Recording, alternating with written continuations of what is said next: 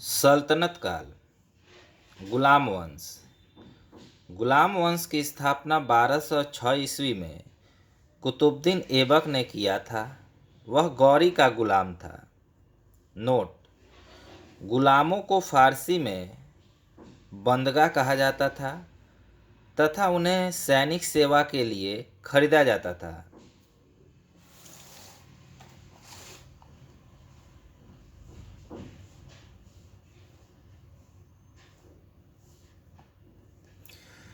कुतुबुद्दीन ऐबक ने अपना राज्याभिषेक 24 जून 1206 ईस्वी को किया था।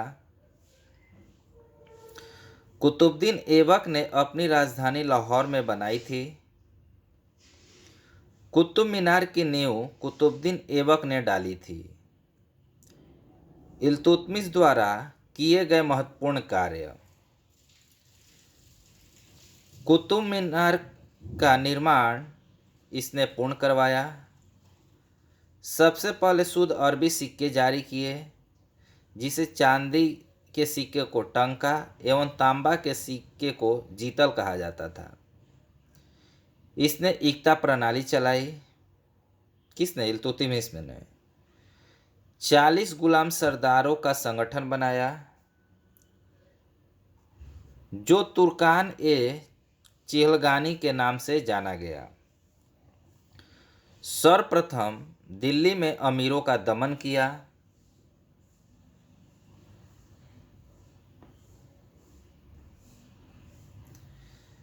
दिल्ली का कुव्वत उल इस्लाम मस्जिद एवं अजमेर का 2.5 दिन का झोपड़ा नामक मस्जिद का निर्माण ऐबक ने करवाया था। कुतुबुद्दीन ऐबक को लाख बख्श यानी लाखों का दान देने वाला भी कहा जाता था। प्राचीन नालंदा विश्वविद्यालय को ध्वस्त करने वाला ऐबक का सहायक सेनानायक बख्तियार खिलजी था। ऐबक की मृत्यु 1210 ईस्वी में चौगान खेलते समय घोड़े से गिरकर हो गई। इसे लाहौर में दफनाया गया। ऐबक का उत्तराधिकारी आराम शाह हुआ, जिसने सिर्फ 8 महीनों तक ही शासन किया।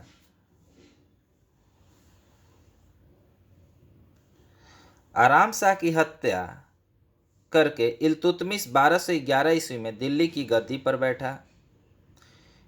इल्तुतमिश तुर्किस्तान का इलबरी तुर्क था, जो ऐबक का गुलाम एवं दामाद था।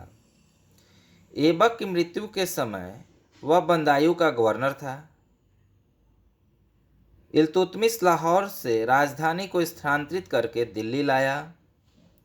इसने हौज ए सुल्तानी का निर्माण देहाली ए कोहना के निकट करवाया था।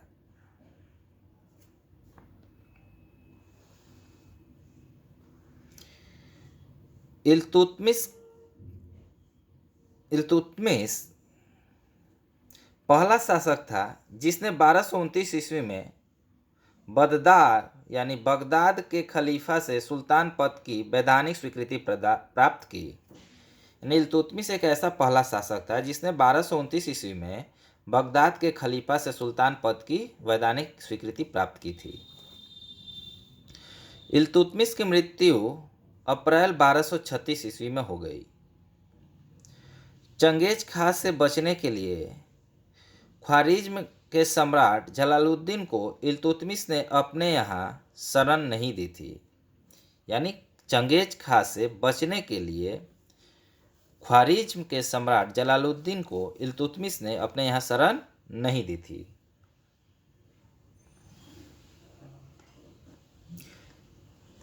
इल्तुतमिश के बाद उसका पुत्र रुकनुद्दीन फिरोज गद्दी पर बैठा। वह एक अयोग्य शासक था। इसके अल्पकालीन शासन पर उसकी मां शाह तुर्कान छाई रही। यानी जब यह आयु में छोटा था, अल्पावास में उसकी मां शाह जो तुर्कान, वो उस समय शासन पर छाई रही थी। शाह तुर्कान के अवांछित प्रभाव से परेशान होकर तुर्की अमीरों ने रुकनुद्दीन को हटाकर रजिया को सिंहासन पर आसीन किया। इस प्रकार रजिया बेगम प्रथम मुस्लिम महिला थी जिसने शासन का बागडोर संभाली। यानी पहली मुस्लिम शासिका कौन बनी थी? रजिया बेगम।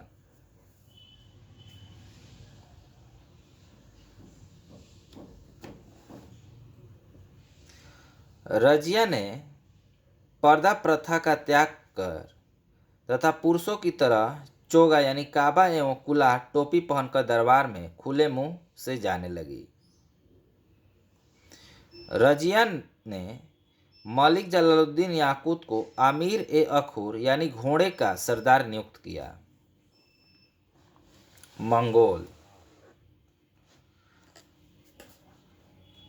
मंगोल चीन के उत्तर में कोबी के रेगिस्तान के निवासी थे। यानी मंगोल चीन के उत्तर में कोबी के रेगिस्तान के निवासी थे। वह एक घूमने फिरने वाली अर्ध सभ्य जाति थी तथा उनका मुख्य पेशा घोड़े और अन्य पशुओं का पालन करना था। वे बहुत गंदे रहते थे तथा सभी प्रकार का मांस खाते थे। उनमें स्त्री विषयक नैतिकता का सर्वदा अभाव था। यद्यपि मां का सम्मान करते थे। वे विभिन्न कबीलों में बटे थे। इन्हीं कबीलों में 1163 ईस्वी में तेमुचिन सर उर्फ चंगेज खां का जन्म हुआ, जिसे महान चंगेज द ग्रेट और श्रापी द एक्वेस्ट दोनों पुकारा गया। इसका पिता येसुगाई बहादुर था।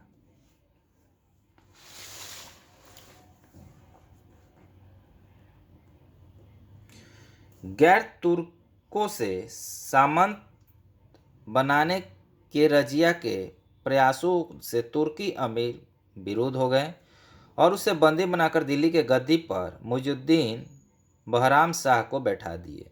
यानी गैर तुर्कों को सामंत बनाने के रजिया के प्रयासों से तुर्की अमीर विरोध हो गए थे और उसे बंदी बनाकर दिल्ली के गद्दी पर मुइजुद्दीन बहराम शाह को बैठा दिया। रजिया की शादी अल्तुनिया के साथ हुई। इससे शादी करने के बाद रजिया ने पुनः गद्दी प्राप्त करने के भी प्रयास किया, लेकिन वह असफल रही। यानी रजिया की शादी अल्तुनिया के साथ हुई थी, ठीक है। उसके शादी करने के बाद रजिया ने पुनः गद्दी प्राप्त करने का प्रयास किया, लेकिन वह असफल रही। रजिया की हत्या 13 अक्टूबर 1240 ईस्वी को डाकुओं के द्वारा कैथल के पास कर दी गई। रजिया की हत्या कहाँ हुई थी? कैथल के पास। बहराम शाह को बंदी बनाकर उसकी हत्या मई 1242 ईस्वी में कर दी गई।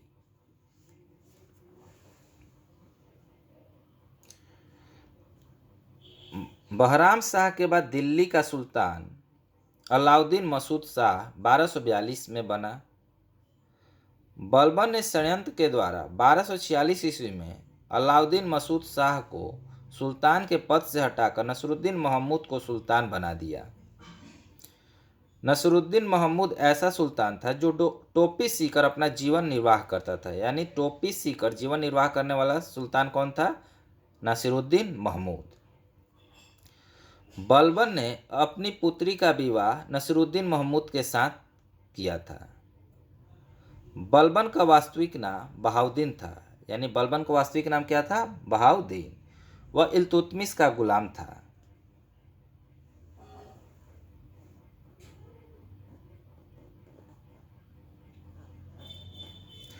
तुर्कान ए चिहलगानी का विनाश बलबन ने किया था। बलबन 1266 ईस्वी में गयासुद्दीन बलबन के नाम से दिल्ली की गद्दी पर बैठा। वह मंगोलों के आक्रमण से दिल्ली की रक्षा करने में सफल रहा।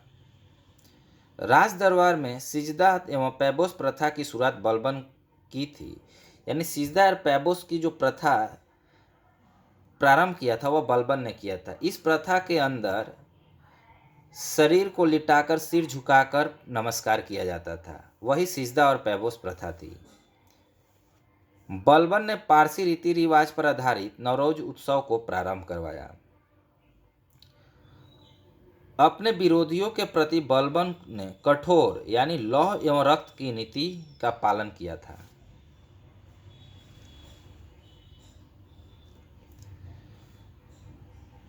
नसरुद्दीन महमूद ने बलबन को उलुग खां की उपाधि प्रदान की थी। नसरुद्दीन महमूद ने बलबन को कौन सी उपाधि धारण की थी? उलुग खां की उपाधि। बलबन के दरबार में फारसी के प्रसिद्ध कवि अमीर खुसरो एवं अमीर हसन रहते थे। यानी अमीर खुसरो अमीर हसन किसके दरबारी कवि थे? बलबन के। गुलाम वंश का अंतिम शासक शमसुद्दीन कैमूर था। खिलजी वंश, जिसका शासनकाल 1290 से 1230 ईस्वी तक रहा।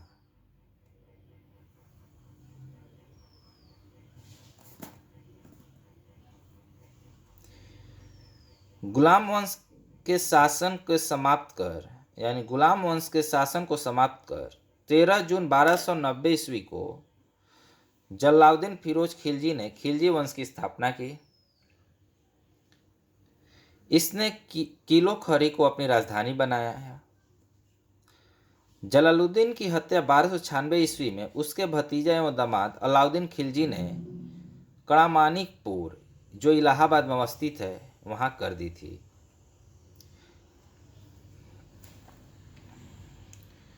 बाईस अक्टूबर 1996 ईस्वी में अलाउद्दीन दिल्ली का सुल्तान बना। अलाउद्दीन के बचपन का नाम अली तथा गुरसप था। यानी अलाउद्दीन का बचपन का नाम क्या था? अली और गुरसास्प। अलाउद्दीन खिलजी ने सेना को नगद वेतन देने एवं स्थायी सेना की नींव रखी।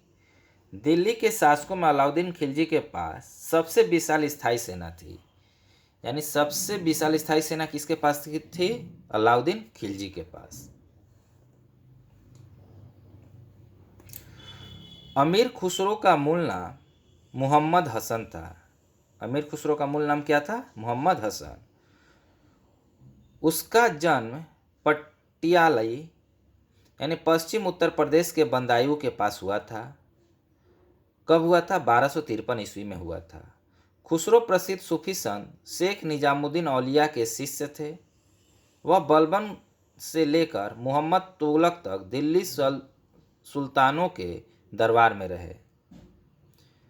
इन्हें तूतिया-ए-हिंद यानी भारत का तोता के नाम से भी जाना जाता है। भारत का तोता यानी तूतिया-ए-हिंद।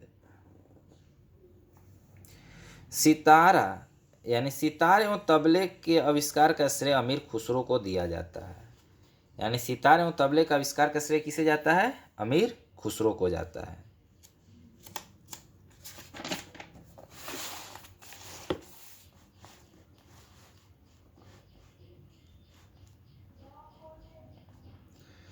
घोड़ा दागने, सैनिकों की हुलिया लिखने की प्रथा की शुरुआत अलाउद्दीन खिलजी ने की थी।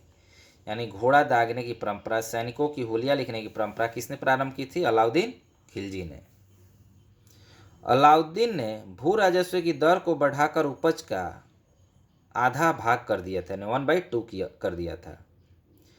इसने खम्स यानी लूट के धन को खम्स कहा जाता था, ने सुल्तान का हिस्सा 1/4 भाग के स्थान पर 3/4 भाग कर दिया। इसने व्यापारियों में बेईमानी रोकने के लिए कम तौलने वाले व्यक्ति के शरीर से मांस काट लेने का आदेश दिया। इसने अपने शासनकाल में मूल्य नियंत्रण प्रणाली को दृढ़ता से लागू किया।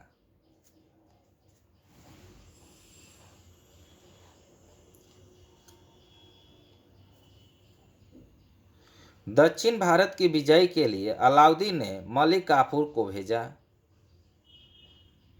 जैमतय खाना मस्जिद, अलाई दरवाजा, सीरी का किला तथा हजार खंबा महल का निर्माण अलाउद्दीन खिलजी ने करवाया था।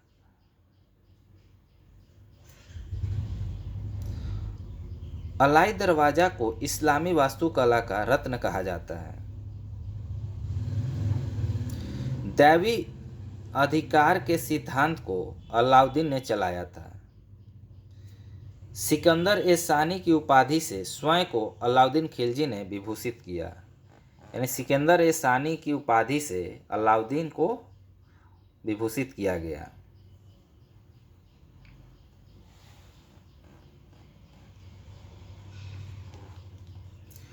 अलाउद्दीन ने मलिक याकूब को दीवान-ए-रियासत नियुक्त किया था। अलाउद्दीन द्वारा नियुक्त परवा परवाना नवीस नामक अधिकारी वस्तुओं की परमिट जारी करता था। यानी परमिट कौन जारी करता था? परवाना नवीस नामक अधिकारी। सहना ए मंडी, यहाँ खदानों को बिक्री हेतु लाया जाता था। यानी जो भी खाद्य पदार्थ उन्हें बिक्री हेतु जहाँ लाया जाता उसे सहना ए मंडी कहा जाता था। सराज ए उदल, यहाँ वस्त्र, शक्कर, जड़ी बूटी, मेवा, दीपक का तेल एवं अन्य निर्मित वस्तुएं बिकने के लिए आती थी। कहाँ? सरा ए अदल में। अलाउद्दीन खिलजी की आर्थिक नीति की व्यापक जानकारी जियाउद्दीन बर्नी की कृति तारीख फिरोज शाही में मिलती है। खजानुद्दीन फतुह अमीर खुसरो, रिहला इब्न बतूता एवं फुतुहलातीन इसामी की कृति है। यानी खजानुल फतुह अमीर खुसरो, रिहला इब्न बतूता एवं फतुहलातीन इसामी की कृति है। मूल्य नियंत्रण को सफल बनाने में मुहतसिब जो सेंसर होते थे एवं नाजिर नाप तौल का अधिकारी जो होता था का महत्वपूर्ण भूमिका थी।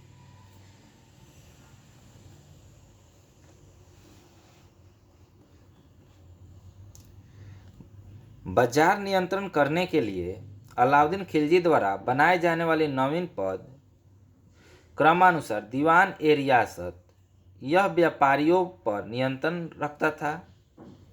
यह बाजार नियंत्रण की पूरी व्यवस्था का संचालन करता था। सहना ए मंडी, प्रत्येक बाजार में बाजार का अधीक्षक होता था। बरीद, बाजार के अंदर घूमकर बाजार का निरीक्षण करता था। मुन्हियान व गुप्तचर, गुप्त सूचना प्राप्त करता था।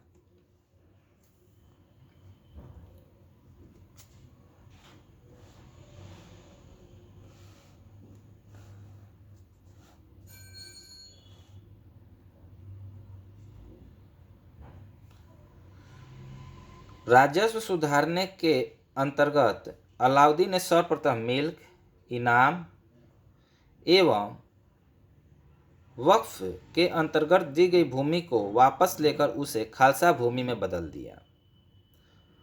अलाउद्दीन खिलजी के द्वारा लगाए जाने वाले दो नवीन कर थे, चराई कर और गढ़ी कर। चराई कर वैसे कर थे जो दुधारू पशुओं पर लगाया जाता था और गढ़ी कर घरों एवं झोपड़ी पर लगाया जाता था। अलाउद्दीन खिलजी के शासनकाल में 1297 से 1306 ईस्वी तक मंगोलों के 6 आक्रमण हुए। प्रथम आक्रमण 1297 ईस्वी में कादर खां के नेतृत्व में, दूसरा आक्रमण 1298 ईस्वी में सल्दी के नेतृत्व में, तीसरा आक्रमण 1299 में कुलतुग ख्वाजा के नेतृत्व में और चौथा आक्रमण 1303 ईस्वी में तागी के नेतृत्व में। पांचवा आक्रमण 1305 ईस्वी में अली बेग और तरताक के नेतृत्व में। छठा आक्रमण 1306 ईस्वी में कबल एवं इकबाल मंद के नेतृत्व में हुआ था। अलाउद्दीन खिलजी की मृत्यु 5 जनवरी 1316 को हो गई। कुतुबुद्दीन मुबारक खिलजी 1316 ईस्वी को दिल्ली के सिंहासन पर बैठा। इसने नग्न स्त्री पुरुष की संगत पसंद, यानी नग्न स्त्री और पुरुष की संगत इसको पसंद थी। किसको? कुतुबुद्दीन मुबारक खिलजी को। मुबारक खिलजी कभी कभी राज दरबार में स्त्रियों का भी वस्त्र पहनकर आ जाया करता था या आ जाता था।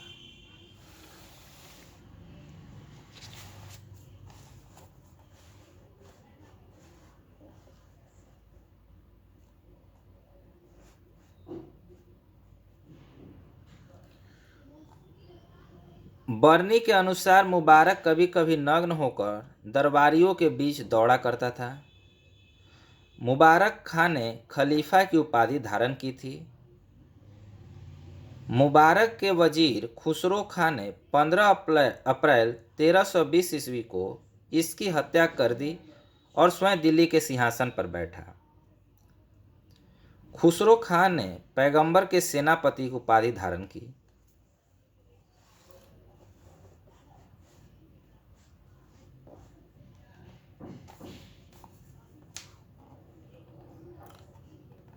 तुगलक वंश 1320 से 1398 ईस्वी तक शासन रहा। 5 सितंबर 1320 ईस्वी को खुसरो खां को पराजित करके गाजी मलिक या तुगलक गाजी गयासुद्दीन तुगलक के नाम से 8 सितंबर 1320 ईस्वी को दिल्ली के सिंहासन पर बैठा। गयासुद्दीन ने अलाउद्दीन के समय में लिए गए अमीरों की भूमि को पुनः लौटा दिया। मोहम्मद बिन तुगलक द्वारा क्रियान्वित क्रमशः 4 योजनाएं इस प्रकार थी। द्वाब क्षेत्र में कर वृद्धि जो 1326 से 1327 ईस्वी में की, राजधानी परिवर्तन 1326 से 1327 ईस्वी में की, सांकेतिक मुद्रा का प्रचलन 1329 से 1330 ईस्वी में की, खुरासन एवं कराचिल का अभियान चलाया।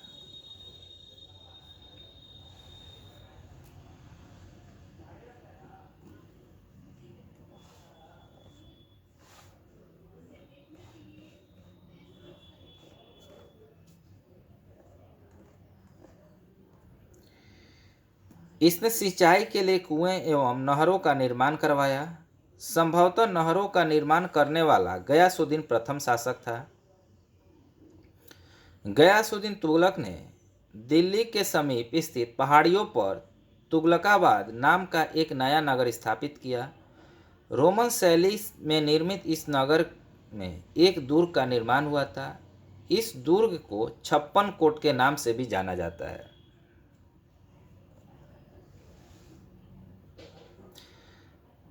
गयासुद्दीन तुगलक की मृत्यु 1325 ईस्वी में बंगाल के अभियान से लौटते समय जूना खां द्वारा निर्मित लकड़ी के महल में दबकर हो गई थी।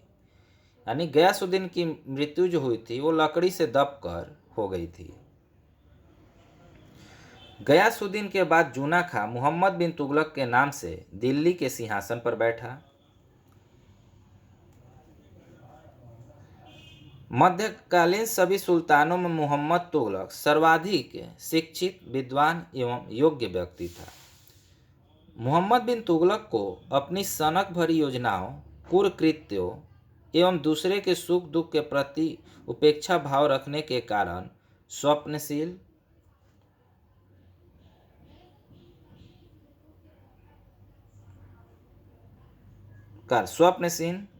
पागल एवं रक्त पिपासु कहा गया।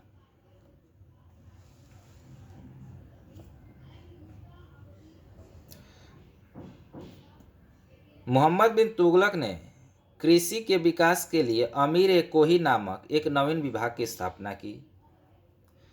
मोहम्मद बिन तुगलक ने अपनी राजधानी दिल्ली से देवगिरी में स्थानांतरित किया और इसका नाम दौलताबाद रखा। सांकेतिक मुद्रा के अंतर्गत मोहम्मद बिन तुगलक ने कांसा, फरिश्ता के अनुसार तांबा, बरनी के अनुसार धातुओं के सिक्के चलाए, जिनका मूल्य चांदी के रुपए टका के बराबर होता था। एडवर्ड थॉमस ने मोहम्मद बिन तुगलक को प्रिंस ऑफ मनियर्स की संज्ञा दी है। प्रिंस ऑफ मनियर्स की संज्ञा किसने दी है?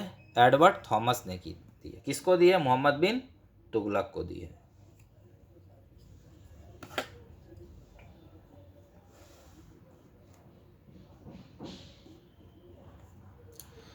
अफ्रीकी मोरक्को यात्री इब्न बतूता लगभग 1333 ईस्वी में भारत आया। सुल्तान ने इसे दिल्ली का काजी नियुक्त किया। 1342 ईस्वी में सुल्तान ने इसे अपने राजदूत के रूप में चीन भेजा। इब्न बतूता की पुस्तक रेहला में मोहम्मद तुगलक के समय की घटनाओं का वर्णन है। इसने अपनी पुस्तक में विदेशी व्यापारियों और आवागमन डाक चौकियों की स्थापना यानी डाक व्यवस्था एवं गुप्तचर व्यवस्था के बारे में लिखा है। मोहम्मद तुगलक ने जिन प्रभासुर नामक जैन साधु के साथ विचार विमर्श किया था